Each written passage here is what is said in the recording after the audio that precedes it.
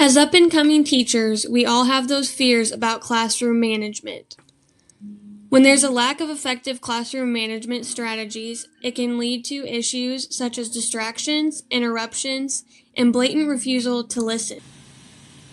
When these issues are present, it leads to a class that looks like this.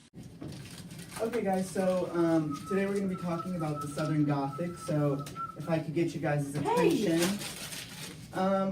That's okay, so please refrain from doing that, I'm a goofball too, but, it's time to get serious, guys. So, can anyone tell me some aspects of the Southern Gothic? Anybody? Hey guys? Sorry, hold on, give us just a second. There are 3 reasons for classroom management. To reach the first goal of good classroom management, giving all students access to learning, you must make sure everyone knows how to participate in class activities. The key is awareness. What are your rules and expectations? And are they understandable given your students' cultural backgrounds and home experiences? Reason number 2 for classroom management is to allow for more time for learning. Many minutes each day are lost through interruptions, disruptions, late starts, and rough transitions. Obviously, students can only learn what they encounter. The third reason is management for self-management. This promotes independence within the classroom and makes students more accountable. One of the most effective classroom management strategies is to create a positive learning environment, and here are some ways how. One of the most essential methods in creating a positive learning environment is to establish a routine and procedure.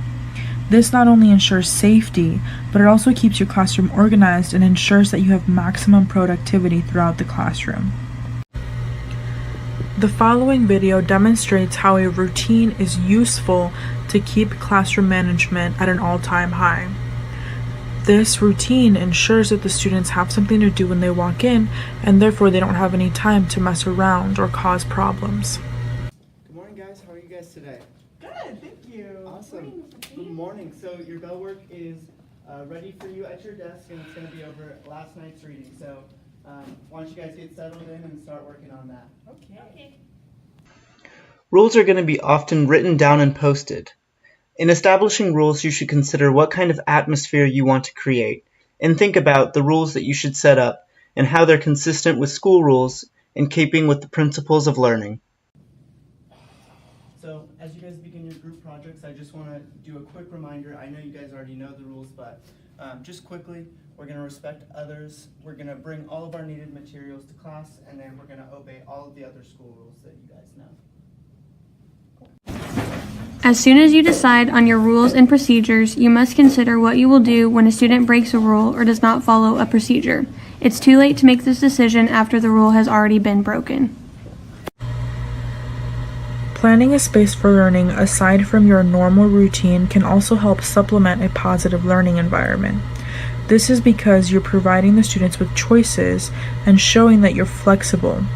Oftentimes, this can also be a quiet work area where you might need to pull aside some students so that they can stay on task.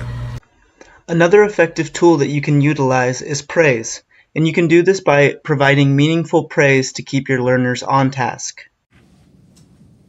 Thank you guys for working so quietly. You guys are doing a really great job. Thank you. So, what do you do if your students misbehave? Cueing is an instructional strategy that warns students to stay on task.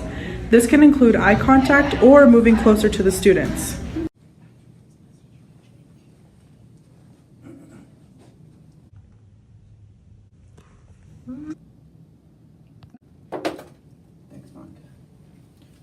You wouldn't bring the party home? Another way to respond to student misbehavior is to simply ignore it. Sometimes it's easier just to ignore a problem so it doesn't become an even bigger distraction in the classroom. So we've been having a lot of discussions about what makes up Gothic literature. Can anyone give me any aspects of Gothic literature? Your mom. Monica? An unreliable narrator? Yeah, very good. Thanks for that input.